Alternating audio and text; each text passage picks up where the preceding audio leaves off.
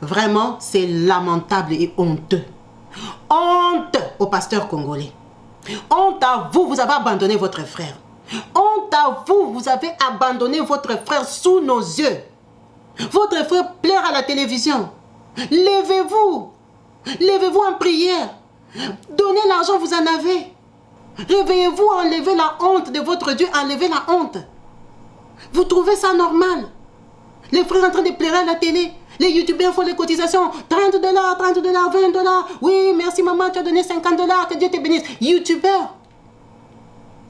Personne ne s'est levé là-bas. On n'a vu aucun pasteur qui venait les tenir sous les bras. Passer avec lui que c'est mon frère. Je t'accompagne. Je vais t'aider. Notre Dieu va... Vous ressuscitez les morts. Les gens parlent en langue. Les chaises s'envolent. Les gens tombent dans tous les sens. Un seul prophète est là. Un seul malade. Ils ne sont pas deux. Un seul. Tous les puissants pasteurs de Kinshasa portés disparus. Portés disparus, finito. Portés disparus, ils ont fermé les portables.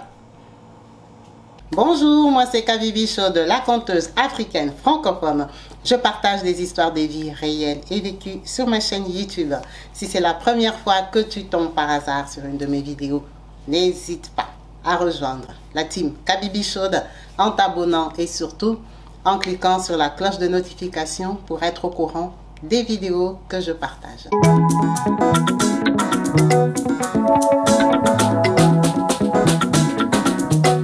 Partout dans le monde, sans exception, abonnez-vous sur la chaîne YouTube Kabibi Chaude TV.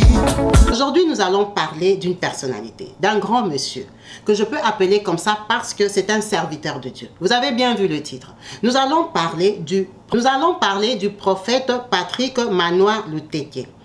Ce prophète est un prophète congolais. Comme vous savez, le Congo démocratique est un pays chrétien.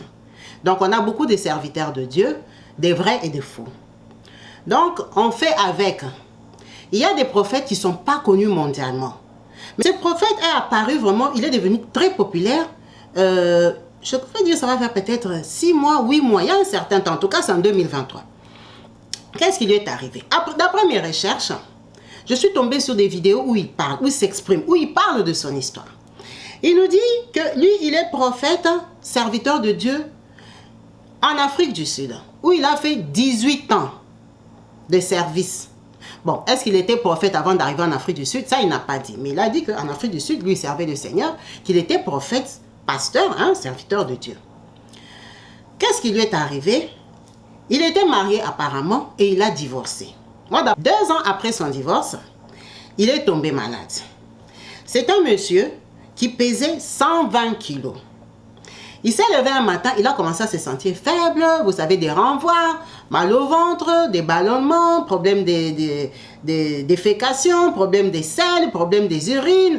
Vous voyez un peu les petits bobos. Bon, il est allé à l'hôpital, on lui a dit non, tu as mal au rein, tu as mal au foie, tu as mal par-ci, tu as mal par-là, tu as ceci. En Afrique du Sud, il y a de très bonnes cliniques. Il est parti spécialement à Johannesburg Hospital. Vous entendez bien que c'est hospital. Hospital, c'est hôpital. Ça veut dire que ce n'est pas une clinique du quartier. C'est l'une des plus grandes hôpitaux de Johannesburg en Afrique du Sud. Vraiment, il y a des grands médecins, des chercheurs, des professeurs. Il y a toutes les machines. C'est vraiment très, très fiable. Donc, quand il est allé là-bas, on a détecté des petites maladies vite fait. On lui a donné des traitements. Quand il rentre chez lui, il a du mal avec ces traitements-là. Ça passe pas. Il se sent pas bien. Il se sent étouffé, engourdi. Bon, en tant que Congolais, comme vous savez qu'on ne s'aime plus là, on se fait beaucoup de mal entre nous. Il y a ce rythme, cette atmosphère, ce mouvement des poisons. Le prophète s'est dit, j'ai été empoisonné. Parce que même les hommes de Dieu s'empoisonnent entre eux. Il y a des jalousies entre eux. Donc il s'est dit qu'il a été empoisonné. Il est parti faire des examens approfondis. On lui a dit non, apparemment tu as un petit problème des reins, tu as un petit problème, on dirait, d'eau et tout ça. Mais il marchait et tout, il était vivant, il faisait sa vie, il continuait à prêcher et tout. Il a commencé à prendre des traitements, ça n'allait toujours pas. Il n'arrivait plus à bien manger. Il a commencé à maigrir. Parce qu'il ne s'alimentait plus comme avant, il pesait quand même 120 kilos. Et du coup, quand il commence à perdre le poids, lui-même il se rend compte qu'en une période de 3 mois, il est passé de 120 kilos à 75 kilos. C'est une grosse perte de poids. Donc, les gens ont commencé à murmurer. Vous savez, comme les gens aiment critiquer les autres. Oh, il a les sida. Oh, on l'a empoisonné. Oh, il va mourir. Oh, comme si. On a commencé à le critiquer dans toute la ville. Il est parti se faire tester. Tu n'as pas les sida, tu n'es pas empoisonné. Il s'est dit, c'est quoi? Il avait son projet d'aller en Angola pour ses affaires personnelles, un business. Parce que les prophètes, les pasteurs, ils travaillent, ils se débrouillent dans la vie, ils font des business. Donc, lui, il tenait quand même à son projet. Apparemment, il part faire tous les examens qu'il avait fait en Afrique du Sud. Les résultats sortent pareils. On n'arrive pas à identifier la maladie. En fait, on te dit, tu as tel problème. Ballonnement de ventre. Tu as mal au rein. En fait, on lui donne plusieurs maladies, mais on n'arrive pas à lui dire, tu souffres de quoi? Ok. Effectivement, on lui donne les mêmes traitements que l'Afrique du Sud. Ça ne sert à rien parce que ce sont des examens qu'il a déjà fait. Il connaît déjà tous ces traitements-là. Du coup, avec ses amis, vous savez, nous les Africains, on aime se renseigner à gauche, à droite, on peut faire comment, on peut faire comment. Il va tomber sur un gars qui vient lui dire que non, lui, quand il était au Congo, il travaille, je ne sais pas, au jardin botanique, ou il travaille avec des chercheurs, des choses comme ça, des plantes traditionnelles, il peut l'aider. Ce qu'il a là, c'est une autre maladie. Lui, il lui donne carrément, il est nom d'une maladie. J'ai un traitement qui peut t'aider parce que ce que tu as, ce sont des vers à deux têtes. Des vers qui sont en train de te bouffer la santé. Il faut les tuer. Ce sont des choses qu'on ne voit pas au radio, quoi. Vous savez, quand vous êtes malade, et que vous êtes fatigué d'être malade. Là, il allait sur 5 mois de maladie. Une maladie qui te dérange, tu perds le poids, tu ne trouves pas la solution. Les médicaments, là, ça te fait vomir, ça te met dans tous les états, tu es énervé, tu dois avancer dans la vie. Donc, il s'est dit, bon, il y a des produits traditionnels comme on entend en Afrique. Et les gens savent. Il y a beaucoup de gens qui ont guéri avec des traitements traditionnels. Donc, le monsieur vient lui expliquer une longue histoire. Que lui, il va lui donner des traitements et il va guérir. Ok, c'est quoi ton traitement? Il lui ramène un truc pâteux, collant, tout blanc. Il lui dit non, si tu bois ça là, ça va tuer tous les vers là. Il dit on ne sait jamais. Il a pris, il a bu. Effectivement, quand il a bu, il a eu des remontées, des nausées. Il a eu envie d'enlever les... Non, vous voyez, il a senti les chaleurs et tout. Après, ça s'est calmé. Il a dit, il a très bien dormi. Il a dit, ah, mais peut-être son truc là, c'est un vrai truc. Quand il se réveille le matin, la douleur fois 15. Il avait tellement mal. Il est retourné encore à l'hôpital là-bas. On est parti le perfuser et tout ça. Finalement, il tombe sur une connexion d'une sœur qui est au Congo Kinshasa, qui lui dit que non, il faut que tu viennes à Kinshasa ici. Il y a un prophète, soit disant la sœur, elle prie là-bas, ou elle le connaît. Il y a un prophète ici à Kinshasa qui peut te guérir. Ce prophète-là, il fait des miracles. En tout cas, là-bas, ça ne rate pas. Il guérit les sida, il guérit plein de maladies. Vous savez qu'en Afrique, les gens ont beaucoup de maladies compliquées et mystiques aussi. Ce prophète-là, c'est un grand prophète, un prédicateur de la parole de Dieu. Voilà, il explique. La fille est super motivée. Il faut que tu viennes, il faut que tu viennes. Bon, de toute façon, je suis congolais. Mieux vaut que j'aille à la source. Mieux vaut que j'aille à Kinshasa. Parce qu'à Kinshasa, comme ils sont champions en poison. Parce que lui, comme on ne lui disait pas le nom de la maladie, il était convaincu qu'il était empoisonné. Il a dit, bon, comme à Kinshasa, ils sont champions en poison, les médecins congolais, et c'est vrai aussi, ils savent déjà comment soigner ces histoires-là. Tellement ils ont des clients. Tout le monde est empoisonné. Il dit, je vais à Kinshasa. Il dit à la sœur Congo, il prend son billet, il part. Il laisse son enfant en Angola. Son enfant, il explique que, bon, moi, vraiment, je ne sais pas, tu as vu que je suis malade, mais moi, je crois quand même que ça peut aller. Reste là avec les affaires et tout ça. S'il y a un problème, tu me rejoins à Kinshasa. Ça ne sert à rien qu'on aille à deux. Je vais juste pour une petite période de 1 semaine, 2 semaines, le temps de me faire traiter, et puis je reviens. Quand il arrive à Kinshasa, à sa grande surprise, il a appelé son petit frère. Son petit frère, apparemment, c'était un avocat. Maître Yves Louté, qui est comme lui. Donc, c'est quelqu'un de décent et tout ça, quelqu'un de réfléchi et tout. Quand il arrive, il vient chercher son grand frère à l'aéroport. Oh. Il a dit maintenant, la façon que son petit frère l'a regardé, ça l'a inquiété. Il dit, tous ces temps, il marchait, il faisait la vie. Mais la façon que son petit frère l'a regardé, son petit frère a fondu en larmes. Son petit frère, le visage a changé. Il s'est dit, mais il est défiguré comme ça après m'avoir regardé. C'est que j'ai la tête d'un malade en fait. C'est que je suis vraiment malade. Son petit frère, il demande, mon grand, c'est quoi? Et c'est quoi? Bon, je ne sais pas ce que j'ai. Je suis toi-même, tu sais, j'étais en Afrique du Sud. En Afrique du Sud, il y a des bonnes cliniques. On n'a rien trouvé. En Angola, pareil. Tout le monde dit la même chose des maladies. Ils essayent de me donner des traitements, mais ça ne marche pas. Ah! Son petit frère l'a amené à l'hôtel. Il lui dit, parle-moi, mon frère. Il dit, je te dis la vérité. Comme je suis là, j'ai des difficultés pour boire. J'ai des difficultés pour uriner, pour aller au sel. Je peux faire une semaine et tout ça. On me donne beaucoup de traitements, des diclofénac, de tout ça. On me donne beaucoup de traitements. J'arrive, mais après beaucoup d'efforts. Il dit, ok, on va aller voir les médecins ici à Kinshasa. Ils sont partis dans les grandes cliniques de Kinshasa, parce qu'il y a des grandes cliniques là-bas. On l'a encore examiné. On lui donne les mêmes résultats. Il s'est dit, mais ça c'est quelle histoire que même les médecins de Kinshasa n'arrivent pas à détecter le poison. Parce que pour lui, comme il n'y a pas de réponse, c'est que c'est quoi? C'est un poison qui est mal passé ou quoi que ce soit. Du coup, il appelle la sœur. La sœur, je suis arrivée à Kinshasa. Ok, frère, moi je n'ai pas de temps. Je vais te confier à un autre frère à nous. C'est un papa responsable de l'église et tout.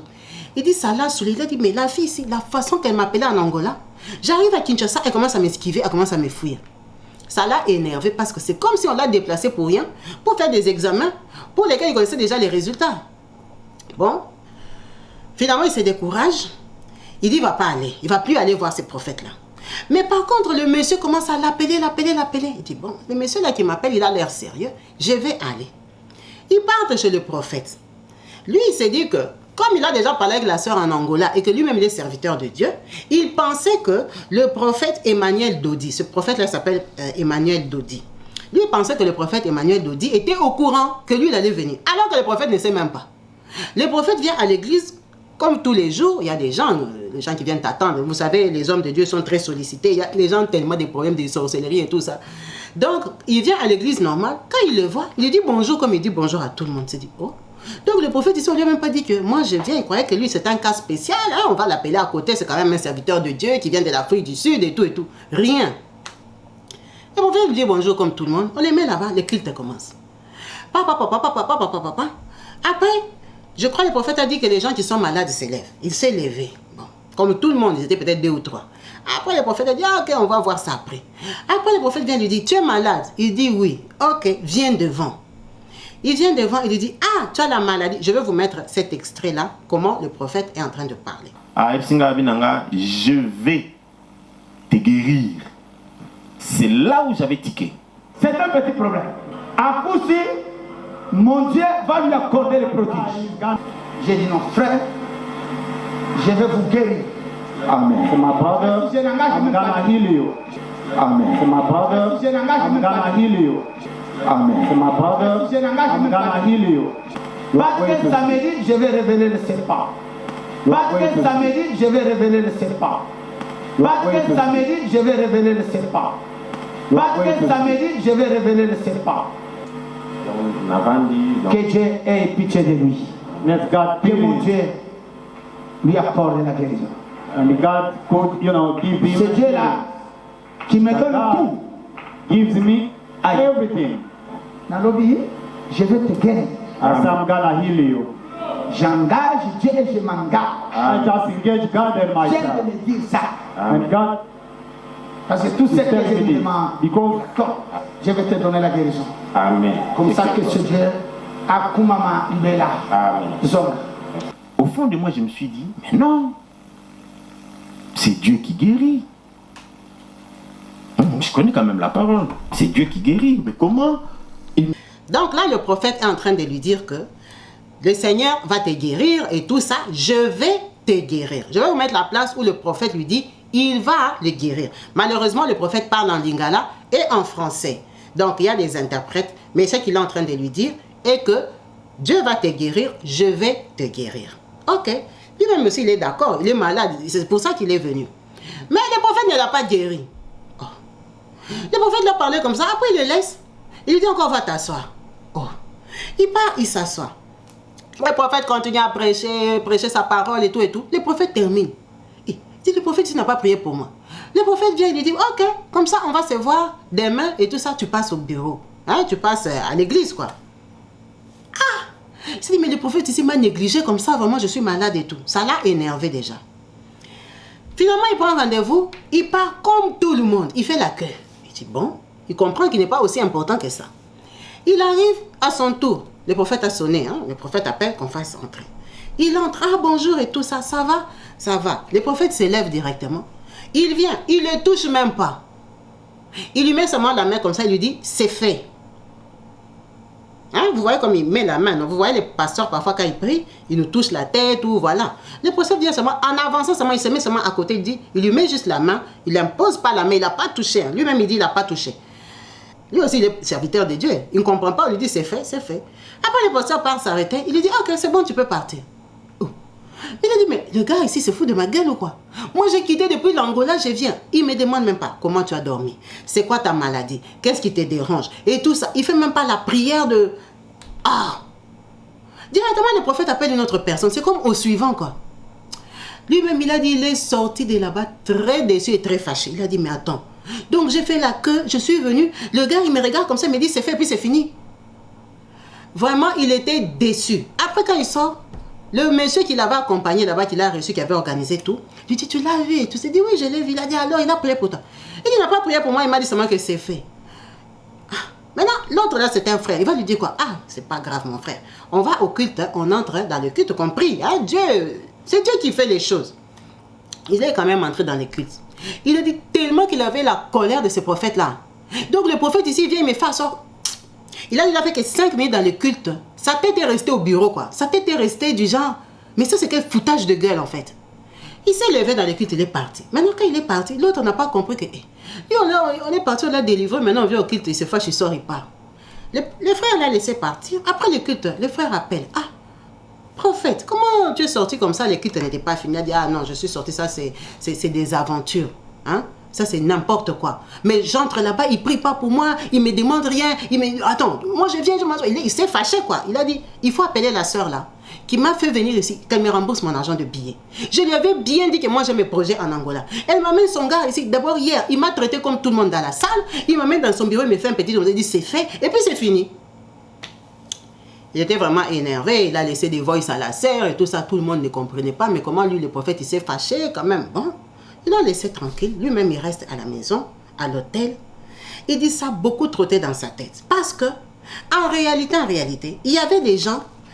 Vous savez, quand vous êtes malade, vous parlez, non? Vous racontez un peu. Il y avait des gens à qui il avait dit que non. Il est parti à Kinshasa pour rencontrer le prophète Emmanuel Dodi. C'est un prophète qui peut le guérir. Il guérit beaucoup de gens.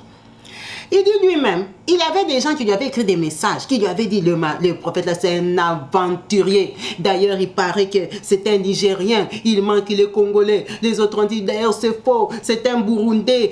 Donc, en fait, on critique ce prophète-là apparemment par les Congolais, les Kinois qui le connaissent. Oh, c'est un charlatan, c'est quelqu'un qui a la magie, il part en Israël, il a des mouchoirs.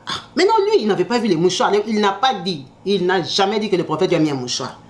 Mais tu vois, quand tu es parti, que tu es déçu, tu es disposé maintenant à croire ce qu'on t'a dit. Il a dit, d'ailleurs, ces gars-là même, les gens m'avaient déjà dit que c'est un aventurier. Pourquoi même j'étais parti? Il a commencé à regretter. Mais lui-même, on ne lui a pas mis des mouchoirs. On lui a dit seulement, c'est fait. Bon, il a regretté. Il a fait des recherches sur les prophètes, sur Google, sur Internet. Quand il est déjà parti, c'est quand il fait des recherches. Il a dit, bon, je ne vois rien de mal. J'étais venu pour lui. Il a soi-disant prié pour moi en une phrase. C'est bon. C'est pas grave, je dors avec ma maladie. Parce qu'il a quitté l'église malade. Maintenant, la nuit, quand il dort, lui-même il dit à minuit. Parce que c'était réveillé vers minuit. À minuit, quand il dort, il est en train de rêver tellement. Pouf, dans son rêve, il voit le prophète Emmanuel Dodi apparaître. Dans son rêve. Le prophète est habillé tout en blanc, comme un ange. Et dans le même rêve, il se voit maintenant lui aussi en blanc, mais attaché à une corde. Attaché. C'est lui-même qui rêve. C'est pas le prophète qui est arrivé. Non, lui-même il rêve. Lui, notre papa Patrick. C'est lui-même papa Patrick Monnier qui est en train de rêver. Il est tout seul dans son hôtel. Maintenant, il voit dans son rêve le prophète qui dit détachez-le. Là, donc libérez-le quoi. Directement, la corde là, c'est cassé, c'est coupé. La corde est sortie de son cou. Ça, c'est lui-même qui a comme une vision. Vous voyez, c'est un serviteur de Dieu. Il voit ça dans son rêve. Et puis, ça passe. Il se réveille. Et quand il se réveille, il se rend compte qu'il a rêvé. C'est quelqu'un qui est habitué à avoir des rêves. Vous comprenez bien que c'est un prophète. Donc, quand il se réveille, il est surpris de ce rêve-là. Directement, il a senti comme s'il avait mal au ventre. Mais comme il est malade, il est déjà habitué à avoir mal au ventre. Il est habitué à faire des tours inutiles aux toilettes. Il s'est levé encore. Ah, le ventre aussi. Il s'est levé, il est allé aux toilettes. Quand il arrive aux toilettes comme ça, il a déféqué. Il a fait les selles. Il ne s'est pas rendu compte qu'il a fait les selles parce que ça lui arrivait quand même de faire les selles depuis l'Afrique du Sud quand même. Il y avait des temps où il faisait. Il a fait les selles, il a fait vraiment les selles. Après, bon, il n'a pas pensé au rêve. Il est rentré dormir parce que c'était la nuit. C'est comme ça qu'il sait que c'était minuit. Parce qu'il s'était réveillé, il a marché, il est allé aux toilettes. Quand il rentre, il s'assoit sur les lits, il n'est pas bien, il se sent essoufflé, il sent comme s'il a chaud, comme s'il a dit, bon, que je boive un peu de l'eau. Il a ouvert la bouteille d'eau. Il a bu toute la bouteille d'eau.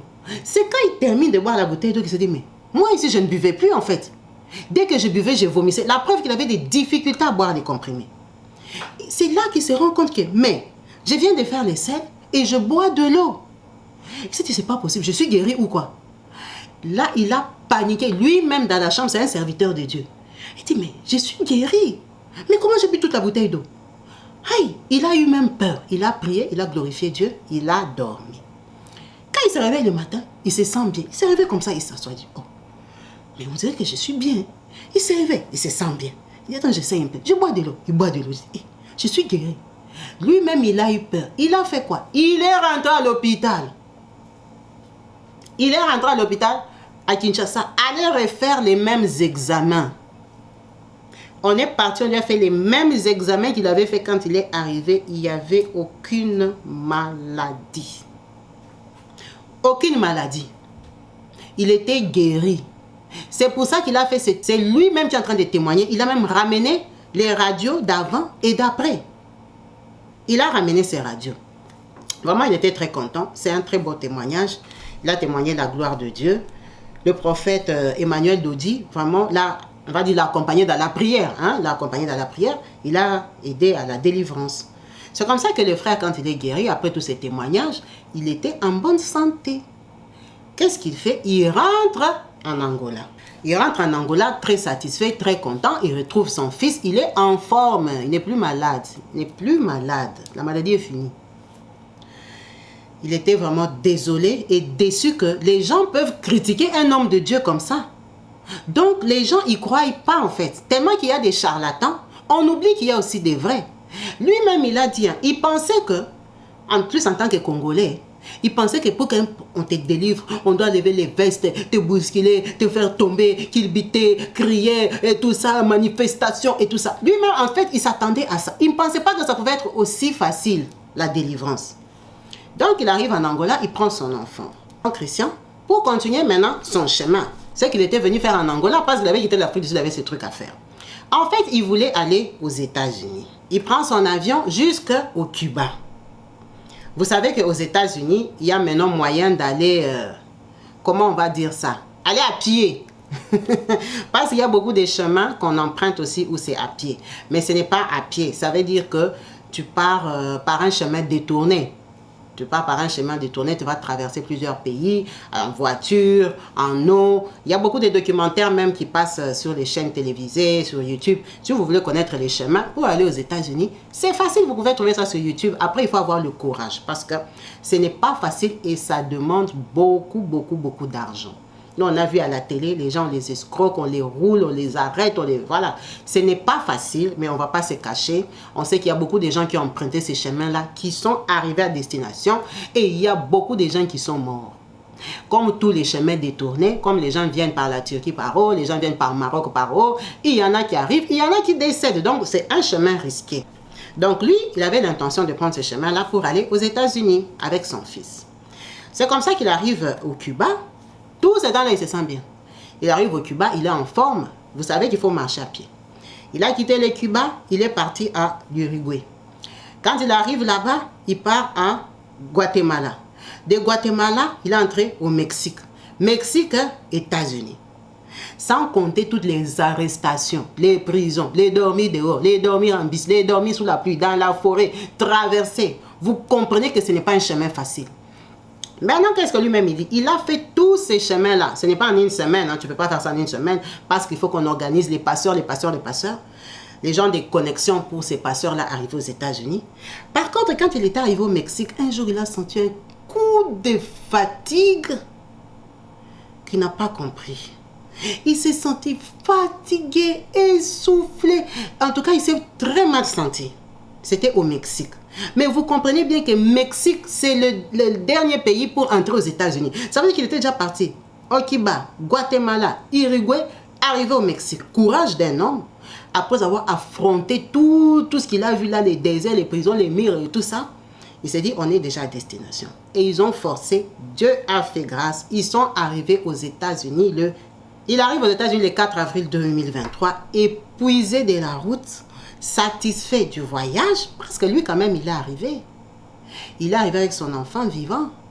Ils ont sauté, traversé des cadavres en chemin. Cette route-là est traumatisante. Nous, on a vu les documentaires. Donc, Dieu les a protégés. Ils sont arrivés en vie. C'est une victoire.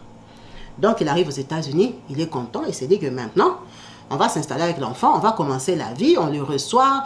Parce que lui-même, il parle toujours de son beau-frère. On ne sait pas si c'est beau-frère côté qui a épousé sa sœur ou une parenté. En tout cas, il parle beaucoup de son beau-frère. Son beau-frère vient les accueillir et tout et tout. Donc, il arrive le 4. Le 5, le 6, il commence à mal se sentir. Il dit à son beau-frère, je ne me sens pas bien. Il est aux États-Unis, à New York, donc son beau-frère l'amène à l'hôpital, en sachant qu'il vient d'arriver. Il n'a pas le visa, ça veut dire qu'il n'a pas les papiers. Et vous connaissez les États-Unis. Les États-Unis, c'est l'argent. Il n'a pas les papiers, c'est compliqué. Donc son beau-frère, quand même, on te dit que je suis malade. Bon. Il s'est dit, c'est la route. La route n'est pas facile. Parfois, quand tu arrives à destination, le soulagement là, pas chercher tous les bobos que tu t'es fait en chemin. On l'amène à l'hôpital. Les États-Unis, ce n'est pas l'Angola. Les États-Unis, ce n'est pas Kinshasa. Les États-Unis, ce n'est pas l'Afrique du Sud. C'est haut niveau. Quand il arrive seulement comme ça en Amérique, on lui paye l'argent. Paye l'argent. On les prend, on les met dans les machines, scanner, échographie, patati, patata, pa. Le même jour, le résultat est sorti. Cancer du côlon. Les Américains, ils sont allés ni à gauche ni à droite. Pas cancer du côlon. On lui a collé une maladie. Il dit pardon. Il dit oui, vous avez un cancer du côlon. Métastase. Cancer du côlon développé. Cancer du côlon qui est presque à la fin. Cancer du côlon confirmé. Il dit pardon. Il dit oui, vous avez ça. Maintenant, il a imaginé tout le chemin qu'il a fait. Avec le cancer du côlon, le cancer ne s'était pas manifesté. Il a dit, mais ça c'est une blague. Ces gens ici, ils sont extrémistes. Comment ils peuvent me faire les examens et me déclarent directement des cancers? Moi, ma maladie, on a cherché ça dans 3 pays. On n'a pas trouvé. Qu'est-ce qui prouve que c'est vrai? Il a eu un doute. Il dit, peut-être c'est ton hôpital. Ils ont changé de clinique. Ils sont allés faire un 2e examen aux États-Unis toujours. Même résultat qu'il a le cancer du côlon. Il a paniqué. C'est tout à fait normal. Tu arrives dans un pays, à peine arrivé, on t'annonce une grosse maladie comme ça. Ce n'est pas facile. Hein? Il a paniqué. Il a paniqué, il est venu pour s'installer, pour commencer sa vie. Comment tu vas commencer la vie malade? Bon, il commence à prendre les traitements. Et vous savez aussi, parfois dans la vie, tu peux avoir une maladie. Hein? Quand tu ne la connais pas, ça va. Dès qu'on t'annonce, la panique te rend malade. Vous savez, il y a des gens, ils ont les sida, ils se baladent. Ils ne savent pas. Dès qu'on lui dit que tu as les sida, ils tombent malades. Je crois que la panique là aussi, ça a aussi joué sur lui. Il a commencé à tomber malade, directement hôpital, directement branchement. Vous connaissez les Américains, on l'a attaché, branché de partout. Le frère est tombé malade. Mais ce qui était dur est qu'il venait d'arriver aux États-Unis. Vous avez bien compris qu'il a beaucoup voyagé. Ces chemins-là, ça coûte cher. On les escroque. Parce que même dans les documentaires, on a vu des gens, ils ont payé des passeurs qui les ont volés. Ils ont payé des passeurs qui les ont escroqués. Tu pars, on t'arrête, tu reviens un peu en arrière. Donc, il a dépensé beaucoup d'argent en chemin. Donc, quand il arrive aux États-Unis, qu'il n'a pas les papiers, il doit commencer à payer l'hôpital. Ça veut dire que toutes ces économies qu'il est venu avec passent dedans. Même si son beau-frère va l'aider. Est-ce que tu vas aider? Les soins aux États-Unis, là, ils ont des prix excessifs. C'est comme ça que ce frère, hein, ce prophète, va faire une annonce. C'est comme ça que son histoire a pris de l'ampleur sur les réseaux sociaux. Pourquoi? Parce qu'il avait contacté des personnes des médias pour faire une annonce d'aide. Pour des personnes de bonne volonté, à lui venir en aide financièrement parce qu'il avait besoin d'argent pour payer les soins. Ça veut dire que son beau-frère ne pouvait pas prendre en charge tous les soins. C'est quand même trop demandé, c'est très cher. Les États-Unis, nous tous on sait que les soins sont très chers. Donc, il avait besoin d'un soutien financier. C'est comme ça que son histoire est répandue dans toute la communauté congolaise. Chez les Africains et tout ça, on a su qu'il y a un pasteur malade. Les gens de bonne volonté ont cotisé. lui envoyait de l'argent, les gens faisaient on a fait des dons, les gens dans le monde entier, tu sais qu'il y avait une pitié et tout ça, une compassion, on donnait quand même des moyens aux frères pour qu'ils suivent des traitements. Il a suivi les traitements, après il est tombé sur un monsieur, on lui a parlé d'un monsieur, un juif, un Israélien, qui avait un genre, comme lui-même il dit, un produit genre potion magique, mais c'est pas potion magique, ça doit être un produit traditionnel comme chez nous, mais israélien. Donc ce monsieur-là pouvait le traiter avec ces produits-là, et c'était très cher par contre. Je crois qu'il avait besoin de $6,000. C'est à cette période-là qu'il avait même demandé l'aide, parce qu'avant, je crois qu'il arrivait à financer lui-même. C'est quand même un prophète, il avait ses moyens. Donc, il a demandé l'aide. Les gens ont donné l'argent. Il a suivi la cure de ce monsieur israélien-là. Et c'est à cette période-là qu'il avait fait sa vidéo. Mais sa vidéo-là, ça s'est baladé sur les réseaux sociaux. Les gens l'ont insulté. Les gens se sont moqués de lui. Les gens ont dit ce qu'ils voulaient. Les autres ont eu la compassion. Vous savez comment nous les Africains nous sommes là. Nous sommes mélangés. On n'a pas de position. Il n'a pas apprécié ça. Lui-même, il a dit qu'il a même regretté. Pourquoi il avait fait la demande? Parce que les gens ont utilisé ça comme façon de moquerie.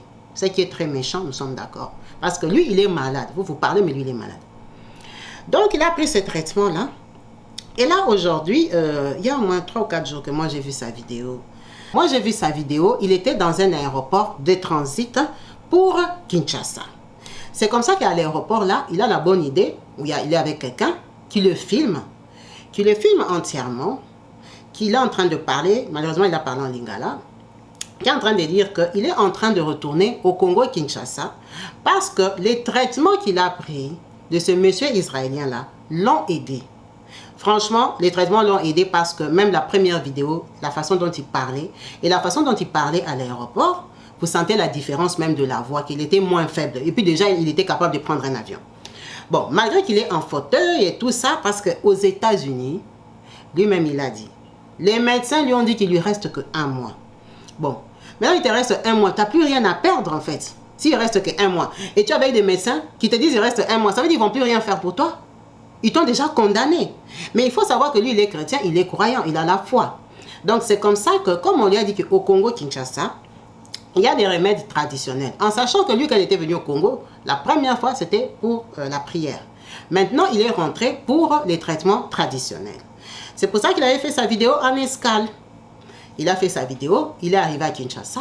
Et à Kinshasa, il a fait encore une deuxième vidéo quand même pour nous donner un suivi que je suis bien arrivé et tout ça. Il va commencer les traitements. Bien sûr que tout ça là, ça demande de l'argent. Donc le frère a besoin d'un soutien financier. Bon. On compatit beaucoup avec lui. Il a une lourde maladie. Ce n'est pas facile. On n'est pas là pour le juger, pour se moquer de lui. Parce que cette maladie-là, ce n'est pas facile. Le cancer du côlon, ça ne rigole pas. Et il est même fort. Il a tenu, il a voyagé des États-Unis jusqu'au Congo-Kinshasa. Maintenant, la question qui m'intrigue, qui me fait très mal au cœur, est que ce monsieur, c'est un serviteur de Dieu. C'est un serviteur de Dieu qui est en train de faire appel à un soutien financier. Sans compter le soutien spirituel, la prière. Parce qu'il est serviteur de Dieu, il faut l'aider aussi dans la prière. C'est maintenant qu'il a besoin de ses frères. Mais le scandale est que nous, là, les Congolais, on a combien de pasteurs? On a combien de pasteurs millionnaires? Combien de pasteurs congolais aux États-Unis? Cette vidéo-là, ça circulait sur tous les réseaux sociaux. Tu ne peux pas dire que toi, en tant que pasteur, donc tous les pasteurs des États-Unis, là, ils sont tellement occupés qu'aucun d'eux n'avait appris. Aucun d'eux ne savait que leur frère était dans la détresse. Non, ils n'ont rien fait. Ils n'ont ni prié pour lui, ni donné l'argent. Peut-être qu'il y a des pasteurs qui ont donné un peu d'argent anonymement parce qu'il a quand même eu le traitement de $6,000. Il n'est pas venu faire la pub des gens qui lui ont donné l'argent.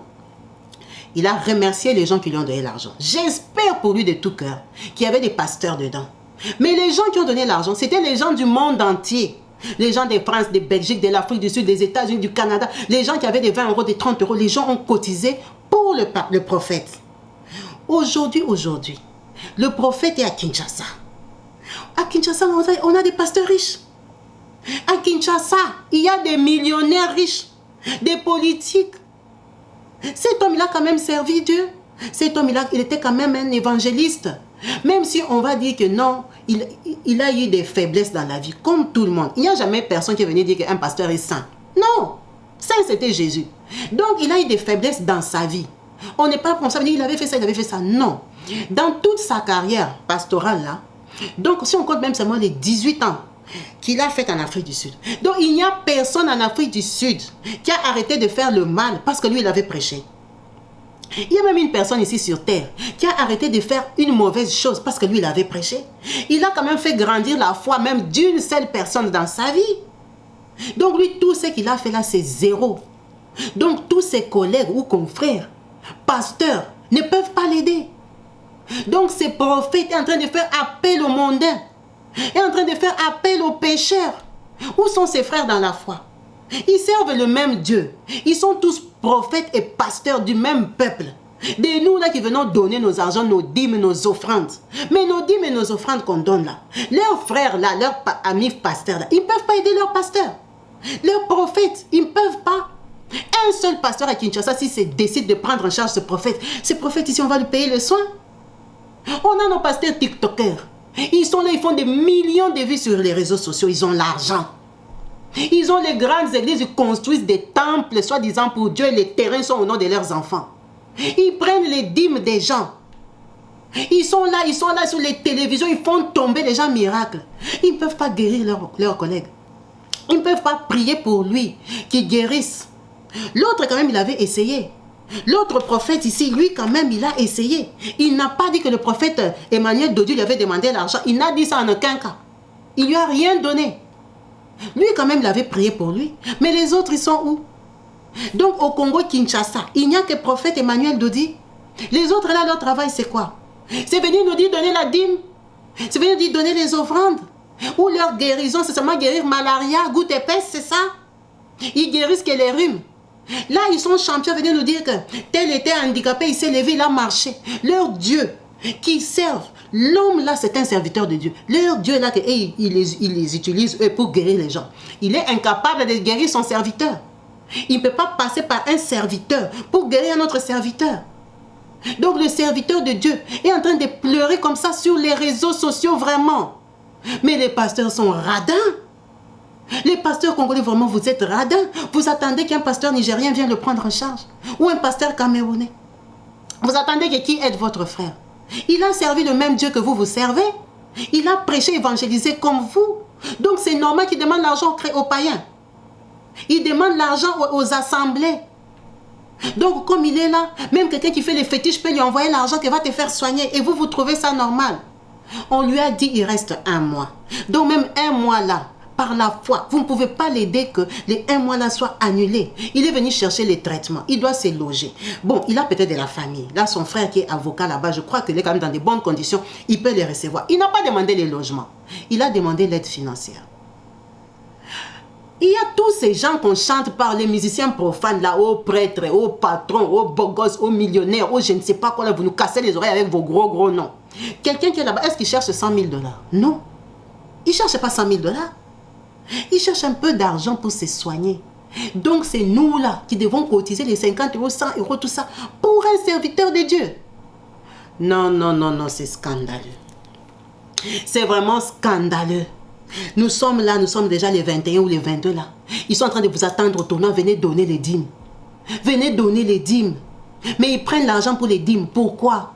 Pour construire leur maison, pour acheter leurs belles vestes, acheter leurs belles voitures, leurs Weston, amener leurs femmes en Europe, aux États-Unis, à mettre leurs enfants dans les bonnes écoles, construire leurs églises, l'héritage de leurs enfants. Leur frère est là. Il a quitté les États-Unis. Ce sont les petits youtubeurs qui partent les filmer. Ce sont les caméras des gens qui se débrouillent qui vont les filmer. Il y a des pasteurs qui ont des chaînes de télévision. Pourquoi ils ne font pas passer leurs frères à la télé? Pourquoi on doit se débrouiller comme ça, faire des miniatures, faire des captures d'écran, aller mettre un prophète qui fait le même travail qu'eux? Mais c'est scandaleux, c'est trop méchant. C'est que ce prophète doit faire. Il doit aller seulement, il part dans une grande église d'un pasteur millionnaire, parce qu'ils sont pressés de passer à la télé, nous raconter comment ils sont déjà millionnaires. Ah, Dieu m'a béni, je suis millionnaire depuis 2008, je suis millionnaire depuis 2013. Quand tu sers le vrai Dieu, tu es millionnaire. Mais qu'ils prennent seulement son fauteuil, Il part dans l'église d'un pasteur millionnaire, il se met devant, il s'assoit. Le pasteur là va trouver la solution. C'est parce qu'il se gêne. Il a vu qu'il est là, les pasteurs font semblant. Les pasteurs congolais font comme s'ils ne sont pas au courant. Et ils regardent quoi chez eux? Chez eux, ils regardent quoi à la télé? Leurs enfants n'ont pas de téléphone, leurs femmes n'ont pas, leurs domestiques, les serviteurs, les proches, les choristes, tout le monde n'est pas au courant. Ils ne sont pas au courant. C'est ça qu'ils viendront nous dire après. Ils ne sont pas au courant. Ou ils veulent dire que lui n'était pas serviteur de Dieu.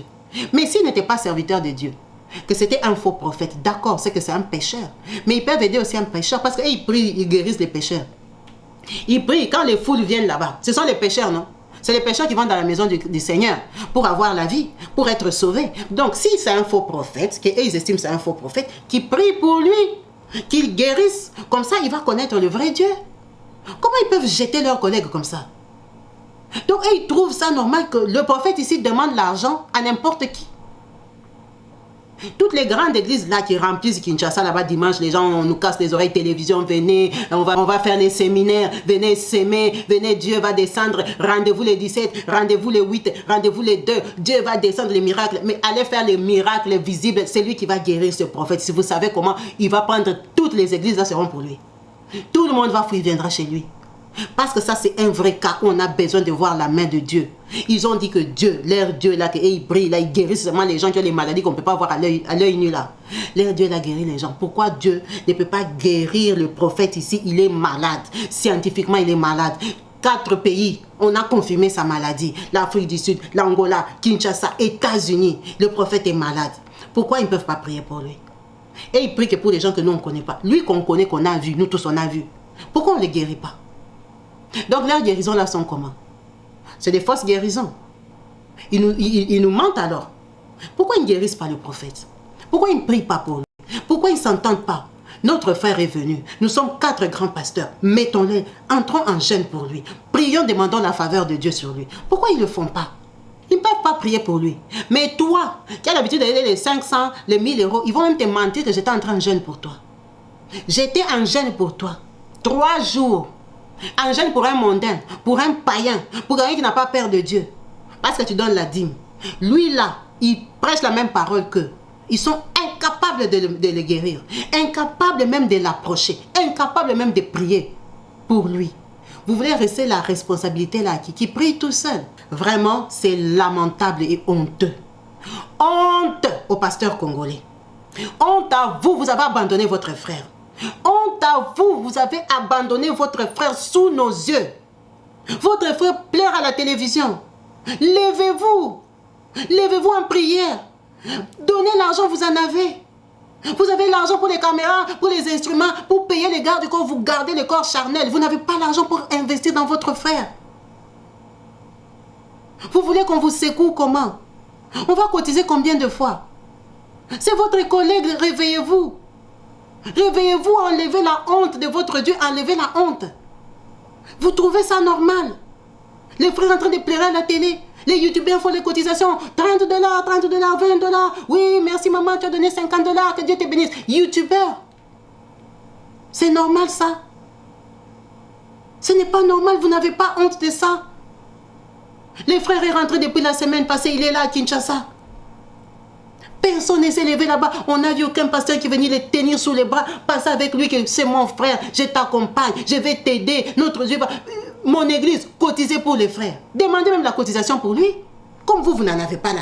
Faites des assemblées, demandez la cotisation pour lui. Vous l'abandonnez comme ça à Kinshasa. Lui n'a pas d'église à Kinshasa. Il travaillait pour le Seigneur en Afrique du Sud. Où est-ce qu'il va trouver l'église pour aller demander l'argent? Amenez dans l'assemblée, on a notre frère qui est revenu des États-Unis, il a besoin d'aide, qui peut l'aider, quel médecin est là, qui peut vraiment le soutenir, qui peut... C'est ça l'amour fraternel. L'amour fraternel, ce n'est pas la dîme.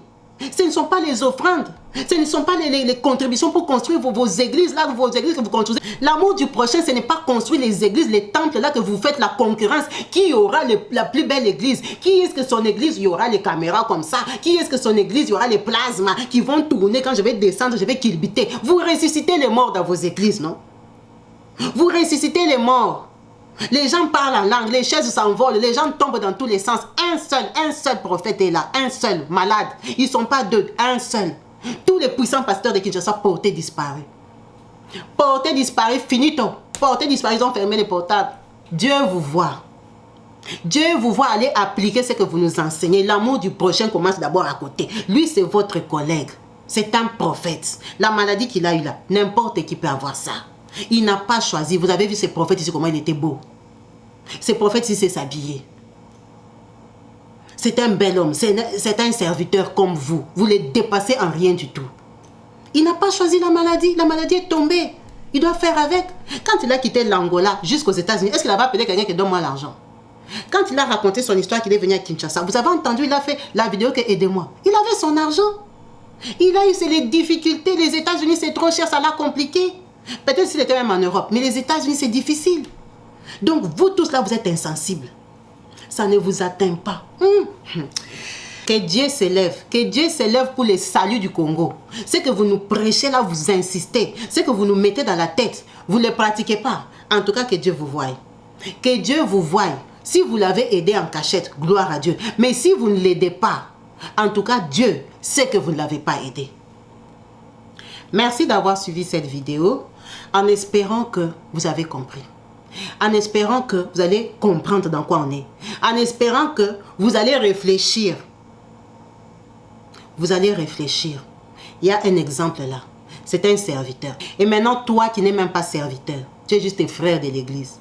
Est-ce qu'on va te calculer? Est-ce qu'on va se souvenir de toutes les dîmes que tu donnais? Est-ce qu'on va se souvenir de toutes les offrandes? Lui, il a prié comme eux. Il a guéri les malades. Il a accompagné les gens en prière. Il a fait le travail qu'eux, ils font. Ils l'ont abandonné. Maintenant, toi là, qui es seulement collé, cimenté avec le pasteur. Collé, cimenté avec le pasteur, tu es son bras droit. Les jours que tu vas tomber malade. Les jours que tu auras le cancer du côlon, qui ne pardonne pas, que quand ça t'attrape, ça te rend comme ça. Tu vas comprendre qui est ton pasteur. Tu vas bien comprendre. C'est quand tu sauras qu'il faut lire la Bible. Tu vas bien comprendre qui est ton pasteur. Soyons plus malins et plus intelligents. Merci à vous tous d'avoir suivi cette vidéo. Restez bénis au nom de Jésus-Christ. Peace and love chez vous. Bye.